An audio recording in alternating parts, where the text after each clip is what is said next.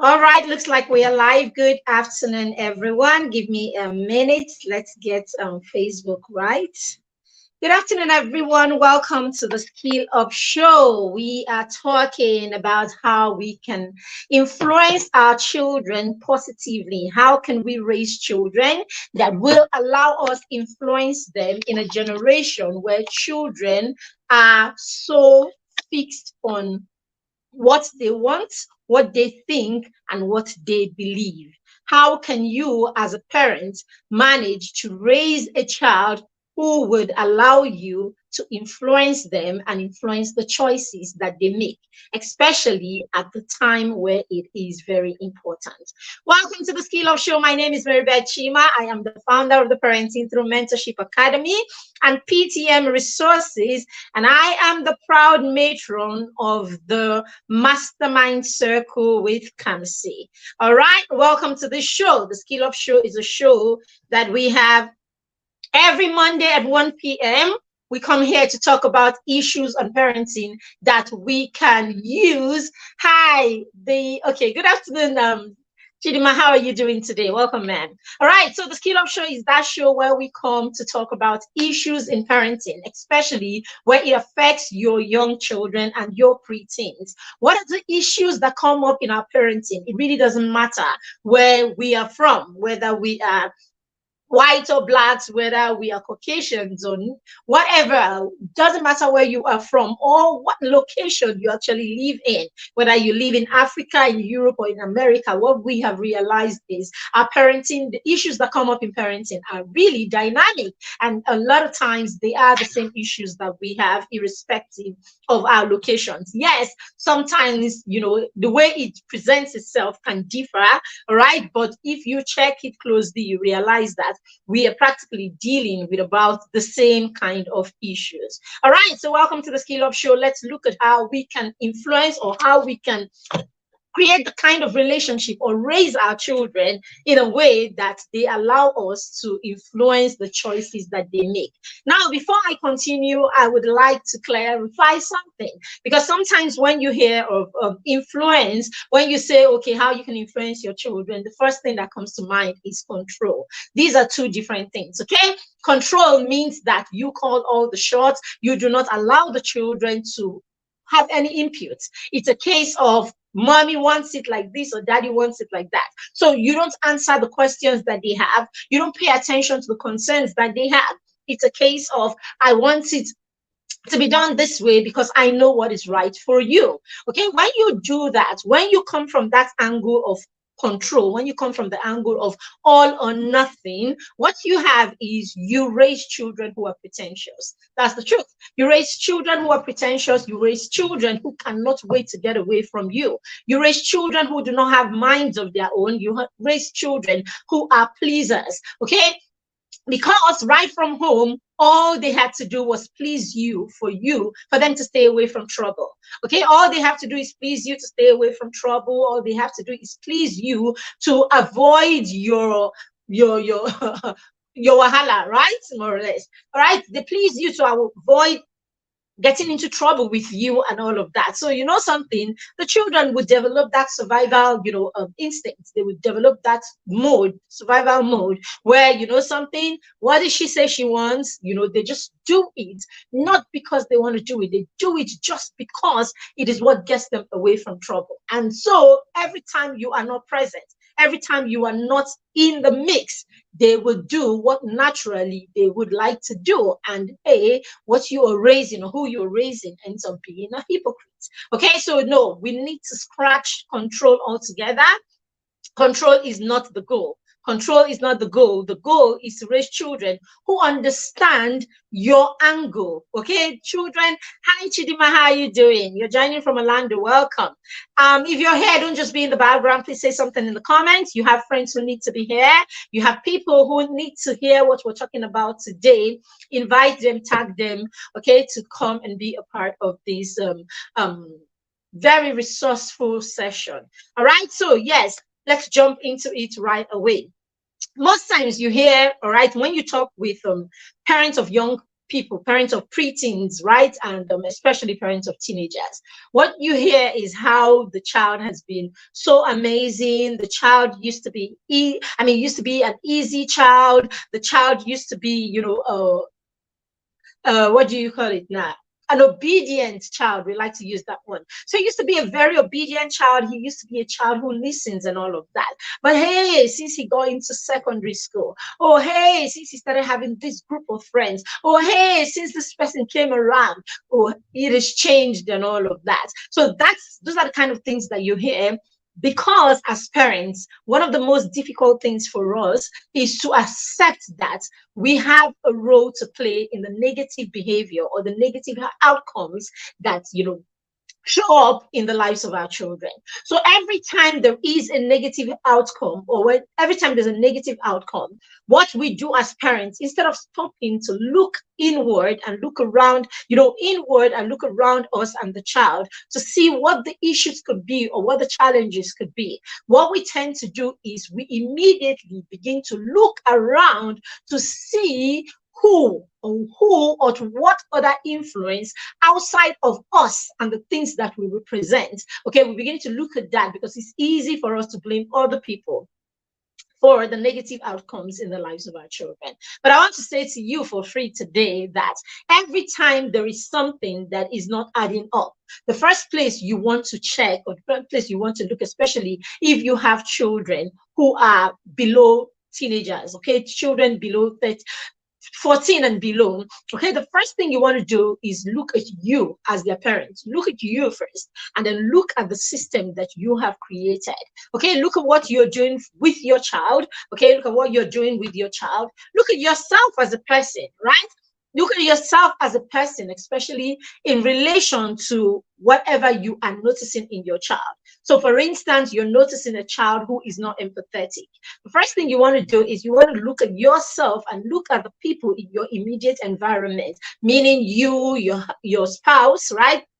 You, your spouse, and then the other adults or the other people in their lives, perhaps like older siblings, and people like that. That's where you want to check first, because if you check closely, you might just see something within your immediate environment, within your household, that could be modeling this negative behavior to the child. Okay, after that, you want to move further to the school. You want to look at the class teacher and then see the people in the child's circle. Okay, but always begin from you. Okay, because when you do this, you would realize, or chances are you will find out something that someone or one of you is modeling that is wrong to this child, especially when we're talking about children who are below 13, below 14. Okay, so most times, as I said, we always look outside when we should be looking inside. But what studies has shown over time is that every time you begin to see negative behaviors like this, every time you begin to see behaviors, especially rebellion, right? Behaviors like rebellion and children refusing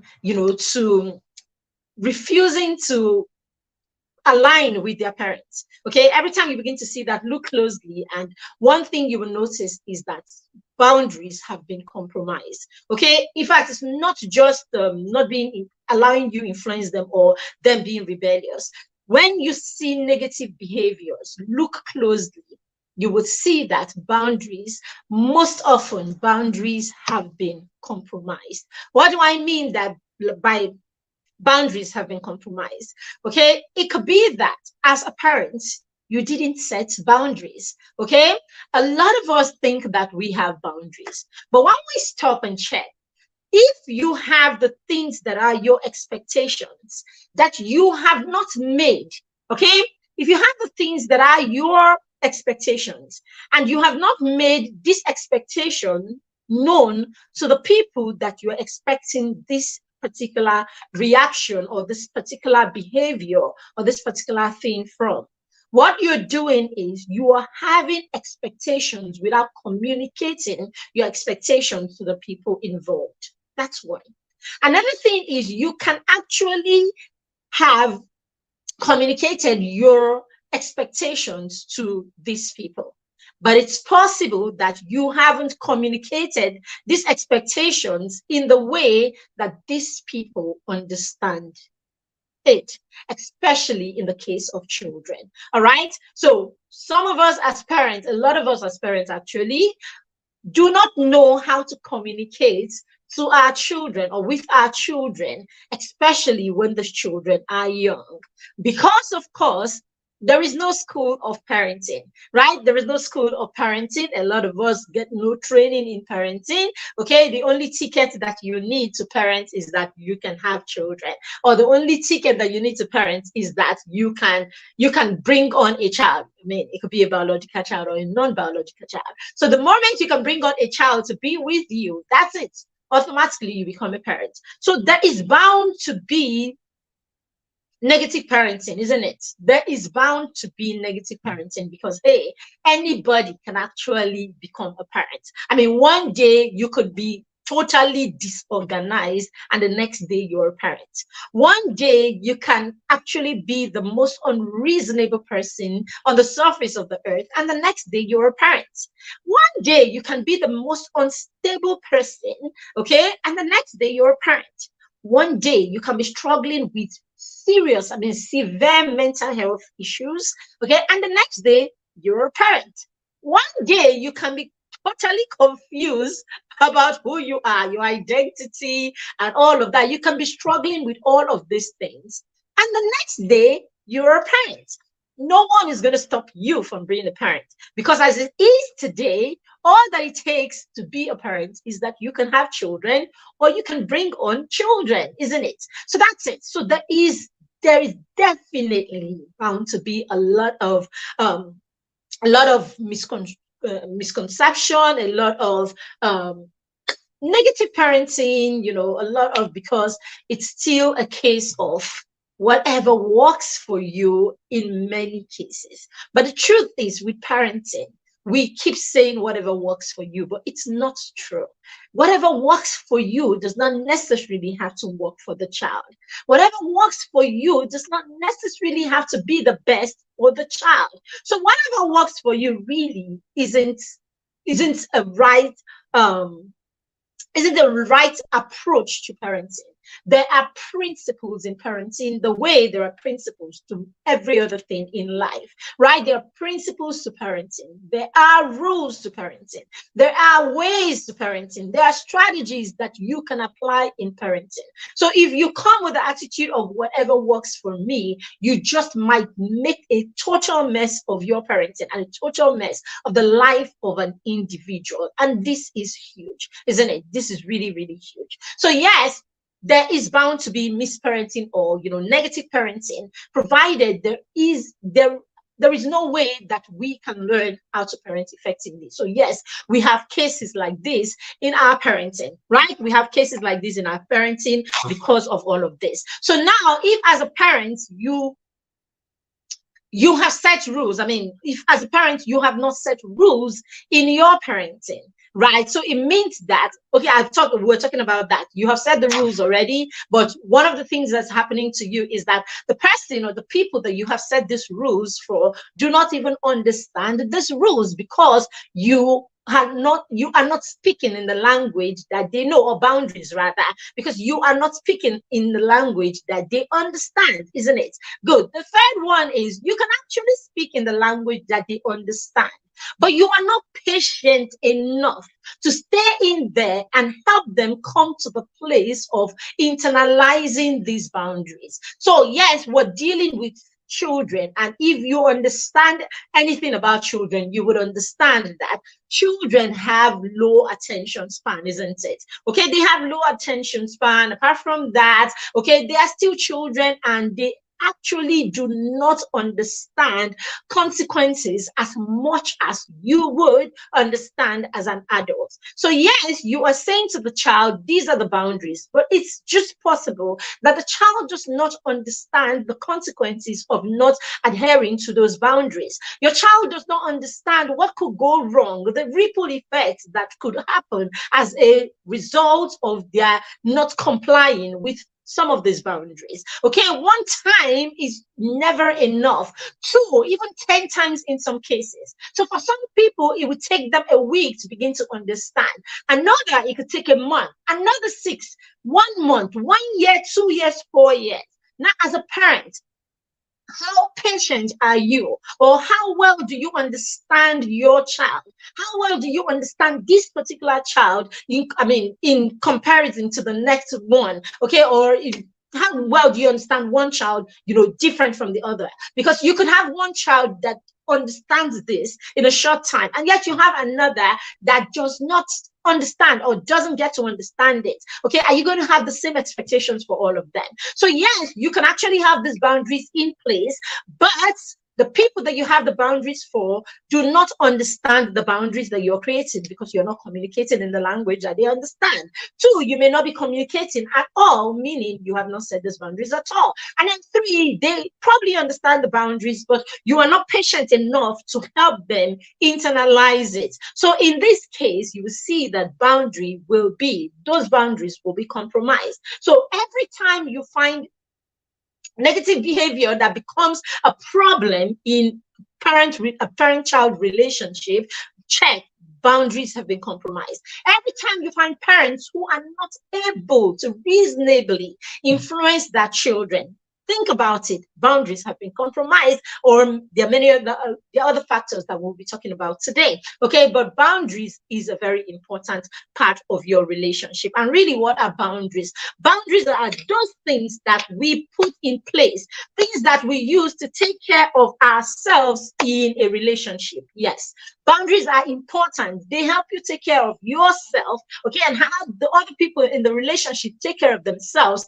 in the relationship. So even in your parent-child relationship, you are using boundaries to take care of yourself. You are using boundaries. You're introducing your child to boundaries so that your child uses boundaries to take care of themselves in a relationship. Now, what do boundaries do? Boundaries put a line, okay, on what is acceptable and what is not acceptable. Boundary is practically putting a tag on yourself. Okay, boundary is putting a tag on yourself, putting limits to your relationship, or putting what is acceptable, basically.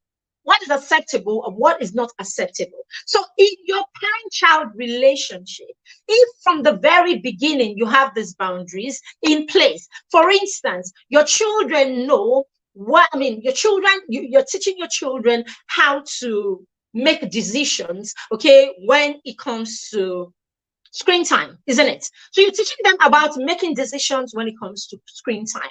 How do you do that? Do that within a frame by creating boundaries. Now, when you create these boundaries, you want to make sure that everybody comes to a round table.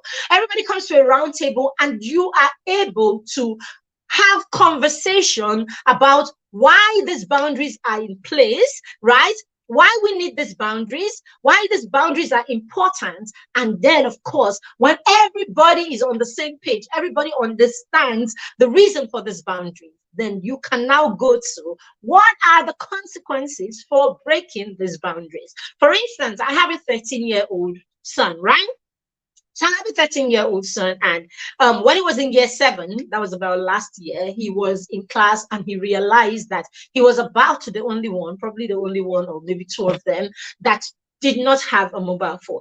All right. So in a conversation, they were having a conversation in class. I can't remember what the conversation was about. Okay. But basically, that conversation ended in the realization that he and I think 1 or 2 of them were the only ones that didn't have phones. And for their classmates, it was like some of them could not fathom it. Some of them could not understand. How is it possible that you don't have a phone, and all of that? Yes, bedtime. You said bedtime. Keep yourself on check. Exactly. That's what it does. It helps you keep yourself on check, right? Yeah. So it was a case of how is it possible that you don't have a phone? For some of the kids that probably have had a phone since they were 8, and all of that. How is it possible they couldn't get it and all of that? Now, that on its own is pressure, isn't it? So that on its own is pressure. And a lot of times you realize that is why your preteen or your teenager would go to school in peace And then they come back and you can't have peace in your home because, hey, the issue of phone has come up and then everybody seems to have it and they're the only ones that do not have it. And so they begin to hound you and frustrate you and cause all kinds of trouble in your home and cause all kinds of negativity and all kinds of tension and bad energy in the space because, of course, they have decided that because child A, B, C, D, whose parents probably have given them phones for whatever reason that is not our business, okay, has a phone, and then all of a sudden we have to have a phone because somebody else has got a phone. No, now, okay, but if you have sat down and you've had this conversation, so we had this conversation when our son was only about 6, 7. That's when we had the conversation about phone. Right. So we had a conversation about a phone, and then I remembered asking him what he needs a phone for. Okay. I asked him, I was like, oh, phones. What do you think we need phones for? And then we went to communicate, to play games. He was just a 7-year-old. So for him, it was to play games and to call people and to read messages. Okay, so it was a case. So I asked him, are there other ways? Do you need to own a phone to communicate with people? And who are the people you would like to communicate with? And he goes like, you, daddy, when you're not home. Okay, and then he listed a few of his friends that he would like to talk to on the phone and all of that. Okay, so I asked him, so you would like to talk to this friend? I mean, daddy and I, that's understandable, but chances are you would be with daddy and I, a lot of the time, at this period, you will be with both of us or with either of us, in most cases as it is right now. Okay, so that, and then wherever you're not with us, you will probably be in situations or in environments where you can access us, that kind of thing. All right, so we're talking about a mobile phone at this point. So yes, now the friends that you want to reach, is there any other way you can reach them apart from owning a mobile phone? And it's like, yes, of course. What are the ways? And then he begins to list. I could use your phone. I could use daddy's phone. I could send them an email. I could this, I could that, and all of that. So these are options. Okay, so let's look at the options. Why is it not advisable to have a phone right now? I mean, what are the things that could be the harm of having a phone? Okay, so at the time he was 7, we had started having sex conversations. Of course, you can't have sex conversations without media conversation, isn't it? So we started, based on what he knows, okay, based on the level of sex conversation we've had. So we had some of those conversations, the things that are, so I told him, how do you get information online? How do you get, our son was introduced into research and all of that early. And then it goes on, you could research, you could use a link, you could click a link and it'll take you here and it'll take you there. He didn't know much, but of course he knew that a link would take you to any site. All right, so I said to him, what if you come across a site randomly? You have a phone, you come across a site randomly, you click it, and it's something that you don't have a business with and all of that. Would you have seen what is in that whatever? And then he goes, yes, you would have seen it. And then I asked, would you be able to unsee it? So we had all this conversation, and all of that. But anyway, we both arrived at the fact that, something, the things that he needs a mobile phone for, he actually can get. There are other ways that these things can happen for him. But basically, without him using a device that will endanger him more than it will be helpful to him. All right, so we established that, and I was like, so do you understand why we don't need one now? Yeah, so at what point do you think you would do more? So of course, I was very straightforward with him. I told him there's so many other things that are great that you could do with a phone. But it's just that as it is right now, as a 7-year-old, the only thing you can think of is game and this. And of course, you can do this somewhere else without having to do it on a phone. So let's leave the phone away, right? Let's leave it outside. Right now, we don't need it. A time will come in your life where there is much more you can do on the phone than these things that you can do anywhere, these things that you can do with anything. All right? Chidima, let me see what you're saying. Okay, she's tagging. All right, keep checking yourself. Yeah. All right, so basically, let's look at some of these things, and then of course we looked at it, and when we weighed it, he understood that he was better off without a phone than he was with a phone. Okay, and so we're able to look at it at 10.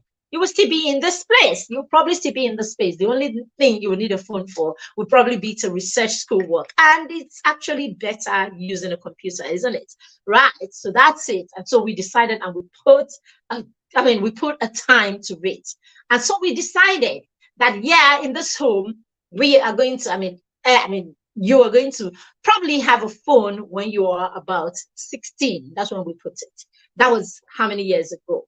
But over the years, as we kept on reviewing this conversation, I don't even want to tell you the age, but we moved it even higher. Yes, we moved it even higher. So as it is, my 13-year-old that's going to turn 14 years sometime this year already knows that he's not even going to own a phone when he is 16. And he is fine. Don't come here and tell me, oh, he's not fine. He's just rest. Just rest. Just rest, eh? Don't come here and tell me he's not fine. He's just what? Okay? Because I'm going to ask you the same question that he asked one of his classmates. So one of his classmates said to him, you don't have a phone, as in, and all of that. How can you not have a phone and all of that? So he turned and he asked the classmate, you that you have a phone, what do you know that I don't know? Like, what do you know that I don't know? What is the life that that phone is giving you that my own is not giving, my not having it is not giving me? Now, because of that, my son can navigate, as in he can use a computer, as in he can practically put a computer on his hand and do like this, because somehow he's had to do a lot of the things that he has to do using a laptop, and the phone really is not such a biggie for him. I mean, if you leave my son with if I leave my son with my phone, right? He will, as in, it has very little or nothing to do with the phone, right? So times that I probably just drop my phone or he has the phone. In fact, every time he manages to have my phone in his hand or something like that, it's straight up to some anime music on Spotify. The next time I just hear that's all he does with the phone. And so thanks to that, right? TikTok is not, I'm not struggling with no TikTok, no whatever, what video and all of that.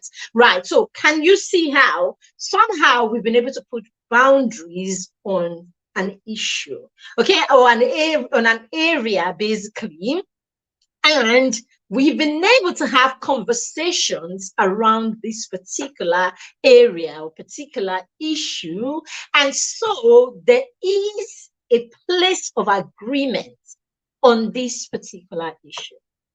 Now, if my, say, 14-year-old comes sometime next year or this year, or at 15 next year, and there is a decision or there is something that is centered around a phone, okay, that he has to make a decision around, and I happen to be there, okay, and I can influence or I can say something to help him make that decision, or I can suggest something that will help him make a decision for or against this thing that has to do with a phone. Do you think, as it is, that I will be able to influence him on this matter? Right? Do you think I'll be able to influence him on this matter? Chances are, yes, I'll be able to influence him on this matter. Why am I able to influence him on this matter? Because on this matter, this matter is not coming up for the first time just because he needs to make a decision on this particular issue today. This issue is not coming up, okay, just because, yeah, as I said, just because he has to make a decision today. This is something that at the point where he didn't have to make a major decision about it, we had spoken about it. We had sat down and we reasoned about this. I didn't impose this on him, or I didn't force this on him. I had a conversation with him about this thing. We looked at the different angle. We looked at the benefits and we looked at the demerit of it. We looked at all of it. I allowed him to, air his view about, how he needs this. So basically, we reasoned out why we didn't need this or why he doesn't need this. So when there is a decision to make around this particular thing, say for instance, he goes for a competition and in that competition, he wins an iPhone. Okay, he wins an iPhone in that competition and hey, this is him. He now has an iPhone and he is 14. Now he has an iPhone. I didn't have to buy him an iPhone. He has an iPhone because he's won a competition. Now there is a decision on whether to use that iPhone or not to use the iPhone. Do you think I will be able to influence him not to use that iPhone based on the story that I have just told you, or based on what I have just based on the story that I've just told you? So chances are I will be able to convince my son to either keep that iPhone for later, sell that iPhone and invest in something else, the hand phone probably to someone he wants to gift it to, or as I said, simply because he understands, financial education, because he understands the place of value, placing value on things, and then he understands, of course, the place of investing and all of that. So yes, it could just be the reason. Because I'm able to influence him, okay, it might just be the reason that he's able to think away from using that phone because, hey, we already have something on ground that we have agreed on. We already have something on ground that he understands the reason behind. So a lot of times in the middle of our confusion, or sorry, of our squabbles, right? In the middle of our squabbles or our disagreements with our children, our preteens and our teenagers, is the fact that we had not set boundaries on certain issues. We don't have boundaries. Okay, so that's it on the phone. So let's say boundaries on our relationships, isn't it? Okay, let's look at one way that we can talk about boundaries on our relationship. All right, so we have, been there, done that, isn't it? We are, most of us who are here are adults, been there, done that, right? So while growing up, you were 16, or while growing up, you were 15, and you're already at that point where before your mother talks one, you have talked four, right? Hey, Mary, can you get this? I'm tired. That's it. Everybody should just leave me alone. Am I the only one in this house? And all of that. Now we have preteens and teenagers that are watching a movie, seeing watching something on TV, playing with their phone, using their phone, communicating in their phone, doing whatever it is, and all of a sudden the parent comes and the parent wants to send you on an errand, the parent wants you to do something and all of that. And we know how in many cases we have seen outright rebellion, outright disrespect, and all of that. Now, as a parent, how do you avoid this kind of things? It still comes down first to the boundaries that you have set, right? It's come down to the boundaries that you have set. So, for instance, while the kids were growing up, we agreed that I am going to call you just one time, okay? So when I need you, I'm going to call you one time. And after calling you one time, whatever it is that you are doing that is stopping you from giving me your attention, you lose it. It goes and all of that. And that's because we noticed at the time that when the children are watching TV, okay, it's difficult for them to just listen or, attend to anything else. And we needed to, break that addiction, or break the disrespect that could come from that place. And so it's simple. I'm calling you, Kamsi, and he's not there. Oh, Kamsi, yes, mommy. And then I'm sitting down there. I have called, you have answered, meaning that you heard me. I've called, you've answered, you've heard me. And then you're not attending to me. So it's simple. I just stand up, and I just walk to the living room or wherever it's happening and straight on the switch, boom, it's gone. So if you cannot give me your attention for 2 minutes, you will have to take a break from that thing for 2 hours, So basically, we have set the boundaries. We have said all together in this relationship, you can't be disrespectful like that. In this relationship, you will always attend to, to me. And the same way, I can't just do that with the children, right? I can't just do that with the children and not, put myself in a place where where I can model the same thing to them. So it's simple. I am busy. I mean, for those of you who follow me, you see a lot of times I am in a class right here, and my 7-year-old, I mean, we've been doing this since she was about 3 or thereabouts, right?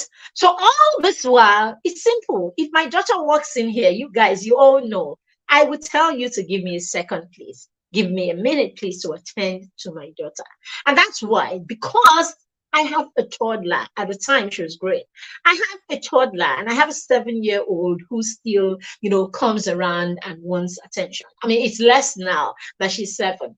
By the time, she would probably come in like 2 times while I am in a session. I would stop and I would give her some attention because I am modeling to her also that in everything, you are still my top priority. You're still very important.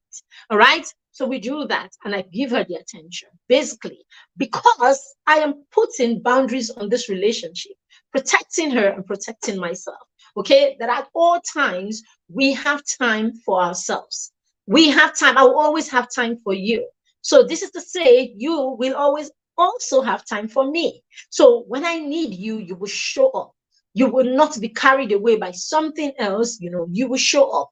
So a lot of times you hear me call once, I'm like, Ada, and she'll be like, yes, mommy. And, somewhere you will just see her still fixed. And then I think something at the back of her mind will just tell her, she called you. And then you see her, the way she will jet and call, somehow. There is that realization. There is that intentional, there's that realization that, this is not acceptable. And because it's not acceptable, they are going to do something about it. Now, am I saying that it will never happen? I mean, am I saying that there hasn't been time where I had to walk all the way to turn off the TV? Of course, there's been time. But what am I doing? I am consistently insisting on these boundaries. I am saying, I'm not going to have you do it today. It's okay. Tomorrow it's not okay. Next tomorrow is okay. Another time is not okay. I'm insisting that this is the standard and this is going to be the standard all the time. Okay, so the other thing we could do is, before I come for the session, I can have a conversation. I'd say, okay, do you need anything? Can we get it out of the way? Because when I go in, I don't want you to come and disturb me, blah, blah, blah, blah, blah. You could do that. That's still part of it, setting the boundaries. But for us, we also agreed that you just write a note and you drop a note. All right, so you see, you will never hear her voice or anything. You will see her handing me a note and I will take a second and we break up like, please give me a second, and I'll look through the notes and you usually hear me say, okay, you can go. Okay, you can have it. Okay, it's okay. Something like that. So basically, what are you doing? You are creating the boundaries for what is acceptable and not acceptable. So that you don't get yourself to that place where you are constantly, I am your mother and you will respect me. I will not take that. No. You've done that work a long time ago. Okay, you've done that work a long time ago and you have practiced it over and over again. Okay, so that way you have the whys. Okay, so you must have had that conversation why you have to leave everything. Because if you don't leave everything and answer me, okay, you never know. I could be in trouble. Okay, I could be in trouble and I'm calling you because I am in trouble. Someone could be in trouble and you are the only person they can depend on at the time. Okay, and so if they are calling you and you are not making time to give them attention, or you're not running, okay, to attend to them, you might just be the reason why something bad happens to another person. Because, and then you read stories like the boy who cried wolf and all of that, things like that, just to back up these things. All right, you Tell them stories and instances like this. And then, of course, you also let them know it is honor. It is honor, really, to leave everything and pay attention to the people in your life that matter. It is honor. And so every time you have to do the things that you want to do before you attend to me, it simply means one thing, that you are not honoring me at the time. And so I honor you and I will always give you attention. And I expect the same thing from you. So this is how we teach our children. We help them reason these things out. Give them instances, give them examples. I mean, if this person that you like, this person that you love, if I do this to you, would you like it? So you've reasoned these things out with them and you've told them why it's not right, why it's not acceptable. And then you reinforce this over and over again, and you sit on the standard, not breaking these boundaries. As we said, the boundaries could be that the people do not understand, right? Okay, and all of that. So the other thing that could happen to your boundaries is that you could set them and you don't enforce them. So if you set the boundaries and you don't enforce them, you will come back to the same thing. I think that's the case with a lot of us. It's not like we don't have these boundaries. We don't enforce these boundaries. We're not consistent with these boundaries. And so when there is no consistency, children are always confused. Okay, they are always confused because they will always try boundaries. They will always try to see the limits that you can go. So they will try, and if they get away with it, then that's going to be it. Sometimes they will adhere, another time they will not adhere, unto the point where, negative things overpower positive things a lot of the times, right? When children are trying to build habits or learn, build habits basically. So until the time comes where most of the time they will not do it. Most of the time they will complain. Most of the time they will rebel and all of that, simply because boundaries have been compromised. Very, very important that we understand this aspect of it. All right, so boundaries in place. If you put those boundaries and you don't enforce those boundaries, you will be as bad as a person who never had the boundaries in the first place. Okay, if you put the boundaries and you don't honor the boundaries yourself, as I said, okay, I am saying every time I call you, you attend to me. Every time I call you, one time you pay attention and you show up. And it happens that I don't show up when they need me. It happens that when they need me to come around, mommy, please leave me alone, I'm busy, I'm in a session, can you get away from me, and all of that. Truth is, you are modeling to the child. Today you are the busy one. Someday the child is going to be the busy one. And hey, that's the same reaction you're going to get. I have been calling you sweetheart, mommy, just leave me alone. I've been busy now. But I've told you I get busy and all that, because hey, that's how you model to the child that you talk to a busy person. When people are busy, they have the right to talk to you anyhow, because they are busy and they are trying to do something that is important. If you can't get that into your score, then you need to be talked at anyhow. So you talk to your children that way when you're busy with office work. I'm working to make ends meet, to pay your fees. Hey. Talk to you. So the day will come that they are the ones working to pay your hospital bills. They're the ones working to whatever. They're the ones working, and you are disturbing them. And so they will act that way. So one of the reasons why you can't influence your children is because you have not created boundaries, and you have not helped them see within those boundaries why there is a need for the boundaries, the merits and the demerits of these boundaries that you're creating, and how this can affect you. Okay, the ripple effect of not adhering to these boundaries and all of that. As I said, boundaries are what we create in our relationships to protect us. Each of us protects ourselves with the boundaries that we create. So if the boundary in your home is such that your child cannot talk to you in a certain way, it's been established that way from the day you were born. For instance, my children know that there is no basis, there is not reason that you use a tone that is higher than level 2 to speak with us. All right, so level 1 in my home. All right, so we have the tone meter, right? So level 1 tone in my home is that tone that you use in the morning, that tone that you use when you're not feeling too well, that tone that you use when you don't want to talk, So it is said. So in my home, for instance, you cannot be silent. I cannot ask you what is wrong with you and you don't say anything to us. It's unacceptable in my home. In my home, it's unacceptable that something is wrong with you and you say nothing. Now, the only two things that you can do when you are in a bad place in my home is this. You are either saying what it is, or you are saying, can I talk about it later? It's totally acceptable. So it's absolutely acceptable in our home that you don't want to talk about something at a particular time. So yes, my daughter can be in a foul mood. She can actually be sulking about something that I have done, or daddy has done, or her brother has done. All right. So two things you will see will happen. What's wrong with you, mommy, or whatever? It's simple. Mommy, you did this. So she told me the other day that there's something that you do that I don't like. I have not finished doing something, you will just assume that I'm not going to do it. I ate on the table and I was going to get the napkin to clean the table, and you just assumed that I'm not going to do it. That's my 7-year-old. And I really don't like it, and you do it a lot. And I'm like, hey. So I apologized, like, oh, okay, I apologized. I thought that you were done. And of course, that's because you do it sometimes. So we laughed about it, but hey, she's passed her message. Okay. She's passed her message, and that's it. I can accept it, and it's okay. And they are allowed to talk to us that way. So that's why I said, when I said you influencing your children, I'm not saying you controlling your children in a way that they do not have their own voice or their preferences. Their voices should always be intact at every point. Is the best gift that you can give your child. One of the best gifts that you can give your child is you empower them enough to know that their voice has its own sound, their voice has its own quality, and their voice has its own place in the circle of life. So basically, let no one, nothing, no circumstance, nobody, and no event take your voice away from you. It's what God has given to you. The animals do not speak words that we understand, and it's what makes us unique as human beings. So you can't give that to anybody.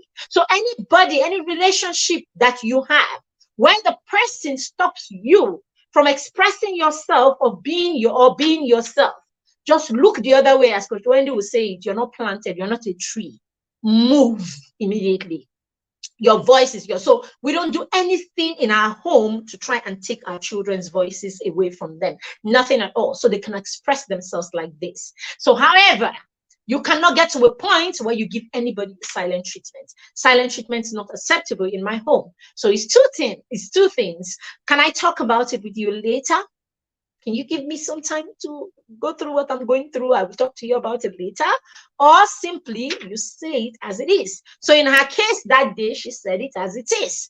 Other times, she knows how to do it. My daughter so they just said there's just something about when you start with children when they are really young.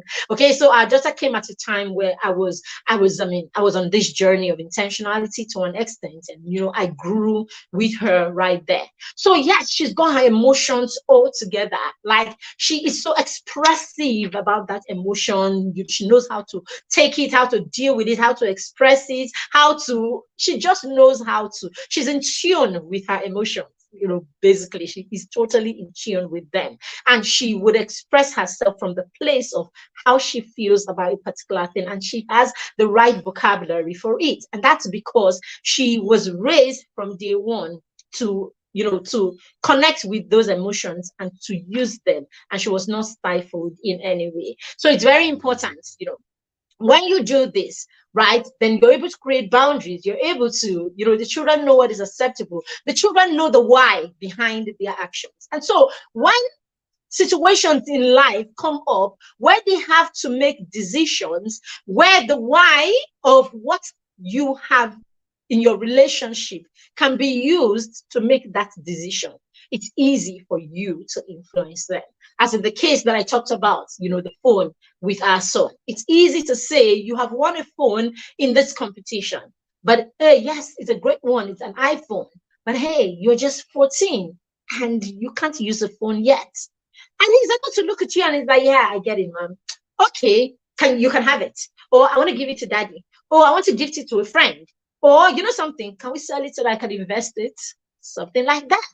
So see how you can easily influence a child without having to force them to do anything, just because of the kind of relationship or the boundaries that you have put in place before now. All right. So I've been dwelling on just these boundaries because it is actually in the heart of how or why you can influence your child. Now, the other thing is trust. Okay, I'm just going to run through trust. Okay, and two more things. Right. So the other thing is trust. Take it if you don't know this today. You cannot influence a person that does not trust you. You can't influence a person who doesn't trust you. So if you're going to have a relationship with your children where they are willing to allow you influence them, or you can change their decisions on something, or you can help point them to the right decisions, that is not about you. Because that's another thing as parents. Sometimes the decisions, we are selfish on our own. We're not making or having these children make these decisions because this is the best decision for them. We're making them, or we're trying to force them to make these decisions because this is the best decisions that make us look good.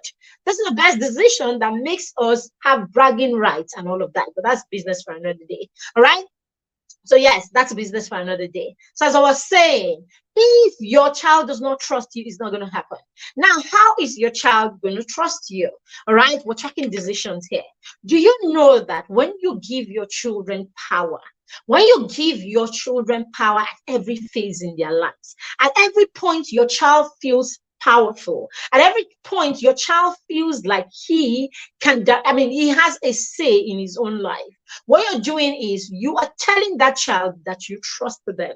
Okay, you're telling them that you trust them to make good decisions. You're telling them that you trust them to do the right thing. And of course, you are telling them that you trust your style of parenting, or you trust how you have raised them. Because every time you don't trust your children, you're practically saying that you do not trust your parenting. You do not trust what you have done, okay, all these years, especially when you're dealing with your preteens and your teenagers. You know, that's usually our anchor. So when we're talking, we're like hanging around this group of children. So you don't trust your teenager. You're practically saying, I don't trust the way I have parented you, okay? That's what you're saying. So of course, you're also telling the human being for her that, you know, you're not trustworthy. Now, as I've said this many times, every time I'm dealing with children, I like to use the analogy of you being a staff, because a lot of us work, isn't it? So we can relate to me using you and your boss in an example, or in the examples that I give.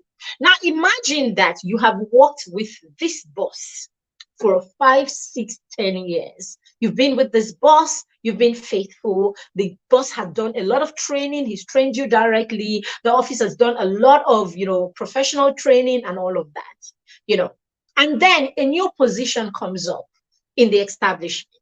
And this new position is a position that is in relation to your job. This new position is a position that you have been trained for. And guess what? Your boss has the power to pick who heads that department or takes that position. And the next thing. The next thing, your boss puts out an advert and he actually employs a neutral person altogether to take that position. How would you feel? Because what the boss has practically said to you is, I don't trust you. With all of the training, with all of the everything, and the boss is saying to you, me, I don't trust you. Now, the thing is, how would you feel? How you will feel is how your child feels when, after you have taken them to church, to mosque, to the temple, depending on what, after you've done this all these years, you wake up every morning, you kabash together, you pray together. In the evening, you pray as a family, you send them to the best schools, you do all of these things, you teach them all the moral whatever, you have all the devotion, you have all of these things. And then this is your 15, your 16-year-old. You still cannot even allow them past the gate and go to Malam, okay, half a kilometer away to do anything. You still can't trust them to do anything at all. You're hiding under the guise that country no good. But if you check, it's because you think that there is a lion somewhere that is going to eat them up. Somehow. So for you, you're protecting them. But the message the individual gets is, you don't trust me, especially when they can see that the neighbor's child can do these things, especially when they can see that other people can do these things. So what you're doing, basically is telling the child, I don't trust you. Okay, and it's not just in that, it's in many other things. You come in and then you're asking the child a question and the child is like, I didn't do it, and you are insisting. Okay, sad. I mean, you could be, I mean, maybe because you know the child, it could be that, but how about those times that they really didn't do it and you've insisted that way? So basically you don't trust the child. Now the other one is even you yourself. How about all those promises that you make and you don't keep them? Right? How about those promises that you make and you don't keep them?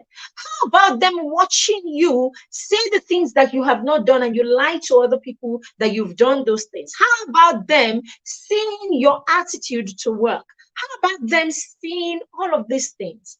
How are they going to trust you? How about you constantly judging them and constantly, nitpicking everything that they do? Now, when you are this kind of parent, it's very difficult that your child will trust you. When you are that parent that every time they come, this happens, you raise the roof, you scatter everywhere, you make a big show out of it. How are they going to trust you the next time to tell you when they make mistakes? So the moment your child cannot trust you, the child is not going to allow you. You're not going to be able to influence them. Okay. And now this influence we're talking about, it's not today that this influence is. I don't want you have your 5, 8, 10-year or 12-year-olds even. It's by the time the children cross and they begin to understand their individuality more. The point where you have a 15-year-old, a 16, 17, 20-year-old, the point where your children are making major decisions in their lives, when they're making decisions that are life threatening or decisions that are life fixing, whatever it is, major decisions in their life, and somehow they've totally blocked you from having access into the decisions that they make in their lives. That's when you would realize, when you hear parents that say things like, oh, children are the most selfish people in this world. They are so selfish. After everything you've done for them, they will still, it's not exactly that. It's just the lack of boundaries, the lack of trust, and then, of course, one or two other things that I'm going to be talking about. The next one I'm going to be talking about is empathy. If you're a parent who is not empathetic, you're not empathetic towards your children. You are constantly, that one, how they will climb. Your child will climb. You have said, don't climb that thing, don't climb that thing. He climbs and then he falls and gets an injury. He has fallen, he's got an injury. Papa, did I not tell you? It doesn't matter whether you said don't go there or don't. Who said to us that it is punishment that allow children learn? Who said it's when you beat them that way that the lesson will sink? How about you confuse them with love at the time? Do you know that they reason better that way? You have said don't fall, and then he falls and you're there to support him and all of that and all of that. You will realize it's the child that will say to you, I'm sorry, mommy. I know you said I shouldn't have gone there. But you take away comments and remorse like this that your children can feel from within. You take it away with all your spontaneous and irritable reactions and all of that. So by the time you go, Papa, you are finished beating the child is not able to express themselves that way anymore. But do you know that at that point, your child is just in the window period for developing their gross and their fine motor skills? So there's a natural pull to climb and to jump. He himself cannot even control it. It's nature that is pulling him to look for everything and anything that he can stand on and jump over, because the body, God is trying to help him develop his gross motor skill. And he cannot develop that skill without moving those limbs. It's in jumping and running and crawling. It's in all of those things that he is doing that those part of his body are getting developed. So if you carry a child, keep the child sitting down all the time. Don't allow the child exercise that muscle. The child is not going to be able to move. He will not, because there is no exercising. So it is a natural pull that your 3-year-old wants to jump off, things and all of that. Apart from that, this is the only way he's going to understand his world. This is the only way he's going to understand the world from his by himself. And it's when you can understand things through curiosity and exploration that you really know that thing. You can't show children everything. So when for your toddler, if you think you can show your toddlers pictures of everything for them to know it, no, it's not going to happen. So that's why you see children later in life struggling with math skill, struggling with a lot of things later in life, because we do not allow them discover these things during the window period or sensitive period for these things. We didn't allow them their curiosity to help them figure out these things, discover these things. We didn't make their learning authentic and stimulating at that time, because we're more concerned about them not making mistakes, slapping and beating them when they jump or they broke one thing or they make one thing fall and all of that. So yes, you are not empathetic towards the child. It's difficult for that child to trust you.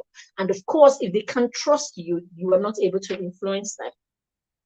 So that's where it begins. It begins with the slaps when they fall and when they stand. It moves to when they do write exams and they don't pass. It moves to other things and then other things and then it moves to other things and other things and other things. Right? And that's it. That's why you can't have a place in their life the moment that they have outgrown your direct influence, as in the point where they need to eat food only if you provide food.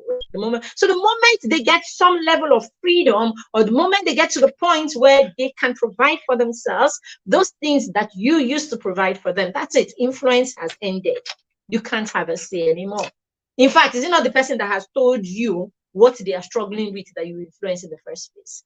So there's no trust. You are not even going to hear about it. You will hear about it 5 years later. You hear about it when the child has suffered. Or do you understand? Haven't you heard of cases of people that will go through, families that will go through a phase in their life, terrible phase in their life, and the people that should know don't know about it till 10 years later when they have overcome. That's when they will hear the testimony. I don't know about you. As a parent, it will break me that you didn't trust me enough to go through the storm with you. I don't know about you. All right? All right? Good. So the last one I'm going to be sharing is your ability to work with your child. Your ability to work with your child, your ability to do more with your child. Okay? So when our son was 7, he started a business, and he started a business doing juice and all of that, selling juice and all of that. And so I looked at it, I'm like, oh, this is a great opportunity, right? For doing something together, right?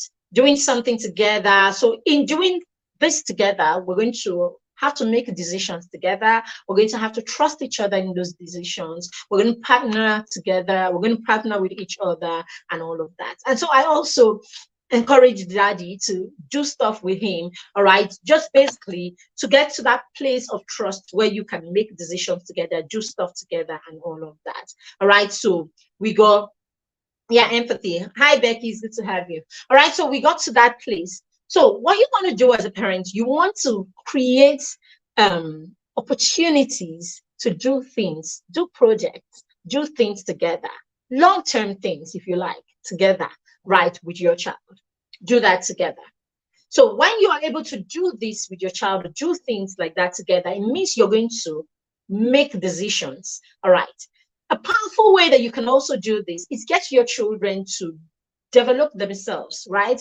So get them to develop themselves, personal development. Now, when you get your children into places like mentorship programs, right? You get them into mentorship programs, get them into accountability programs and all of that. What it does is it gives you opportunities to talk about things that are not basic. You talk about things that have got depth, right? Talk about things that have got depth. So he finishes the program, he's just had a class, you're sitting down, you're having conversations about it. It broadens the degree of conversations that you can have, together. So I like to put my child in programs. So he gets into that program, and then that program becomes a reason for conversations for us. All right. We apart from that, as I said, we do what we call, we do projects together. All right, so I've done 2 whole projects. In fact, I'm doing 2 long-term projects with our son. And so daddy had to come in somehow also. And so we are all doing long-term projects together. For instance, our son and I run the mastermind program, right? So it's also very intentional. So we run the mastermind program together where we are where we are impacting, okay, where we're impacting, where we are building, learning a lot of lessons together, where we're making major decisions together. So for every decision we make in the program, it's a meeting. So we sit down and we have our weekly mastermind meeting. So where we sit down and then we talk about the next thing. So he understands how he's in the heart of everything that is happening. So we're making major decisions together. Okay, another one is financial decisions. All right, so get your children to understand financial knowledge so that you can make financial decisions together. It's very, very key. It's one aspect where you will need to be able to have influence in your where you'll be able to have influence on your children. Very, very key. Okay, so you want to pay attention to that. So we have a financial course. I've told parents, if your child doesn't take this course, I don't know what you're doing. Let your child build the right financial mindset. Let your child begin to build the right financial habits. Okay, get them, enroll them to the program. So what the children will do, they come into the program and we're going to work with them 4 modules for the children. So they get 4 modules of this program with them. And then you get 1 module because we're going to invite you for a parents roundtable program, okay, where it's 1 module of it, where we will sit down and we'll have this conversation with you.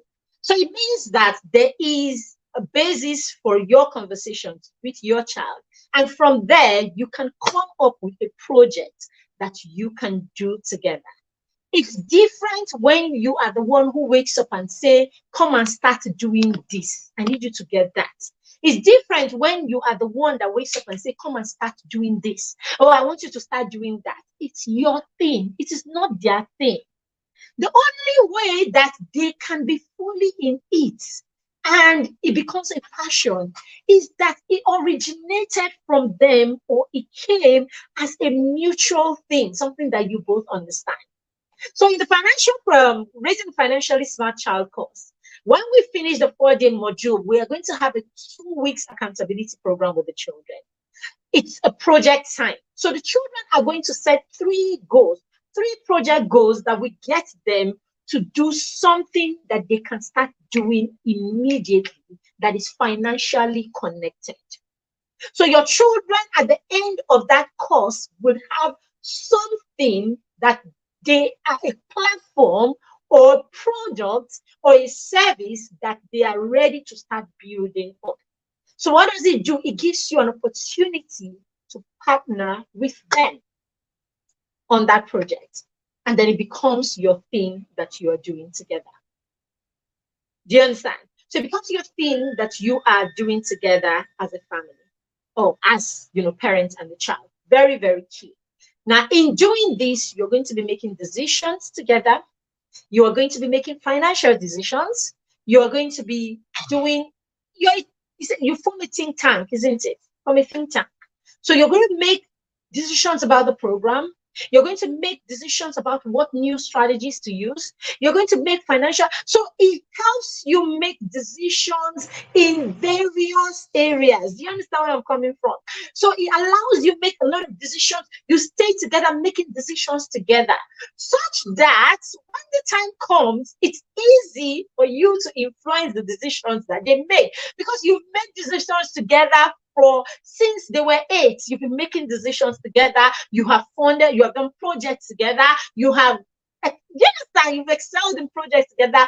They trust you.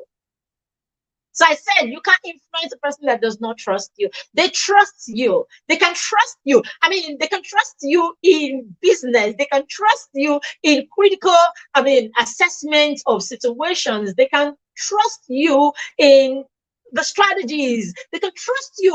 All those sense that you have, that you use in your office, that your children do not know that you have. It gives you an opportunity to let them see, all of this and to guide them on how to start doing these things. So that is why you should Okay, so the financial cost is a great place to start. Okay, because we're going to be doing all of this with the children. That cost, the early bird price should have ended by now, but we're still leaving it open. It's 7,500 naira. And the cost begins at the end of this month, on the 25th exactly. That's when it begins. Okay, next week we're going to increase the price from 7,500 to 10,500. That's the original price. So I think you should still hop in there if you have children between the ages of 7 and 15. This is perfect for them. But even if you have 6-year-olds and you want to take this course so that you can begin to work with the children and begin to guide the children, you can take this course. It's both for the child and the parents. Okay, so it's very important. All right. So at the end of this, you will see, I think I'll put a post. I keep saying I'll put a post. I'll put a post today, okay, about this on YouTube, and you can see that post. Okay, and on Facebook, we'll have it at the end of the, we'll have it in the comment section, so you can use that to register for the course. Very key. It's going to be such an amazing program. Basically, it's going to be huge. You would love it. Okay, the children will love it and all of that. So basically, I just want to say to you, influencing your children is not controlling your children. Influencing your children is not a power tussle something. It's not something that you have to tussle about. It's something that is relationship based, is the boundaries that you have created over the years. It's something that comes with trust. It's something that comes when you are empathetic towards your children. And it's something that comes when you have worked together, making decisions, okay, and then supporting each other over the years. So when that's the case, when the time comes where your children begin to make major decisions in their lives, you are going to be able to be a part of these decisions or be able to influence some of these decisions, because what? You have raised them to allow you influence the decisions that they make. Thank you very much, parents. Sorry, we have dragged this for 11 minutes extra. It's supposed to be 1 hour. All right. Thank you for joining us today. I hope you got value. Let us know in the comments if you got value for this session. Okay. And if you would like to be a part of the Raising a Financially Smart Child course, do reach out, send us a DM, send us a message, send us a text, and you can hop in right there and be a part of this. Have a fantastic rest of the day. Bye. It's actually cheaper for the mastermind children. It's 5,000 naira. I have a number of mastermind kids that have registered. Just 5,000 naira. Yes, if you're in the mastermind program. Okay. We'll not talk about the mastermind so much today, but it's our peer mentorship group where we work with children to realize 10 times more. Have a fantastic rest of the day. Bye.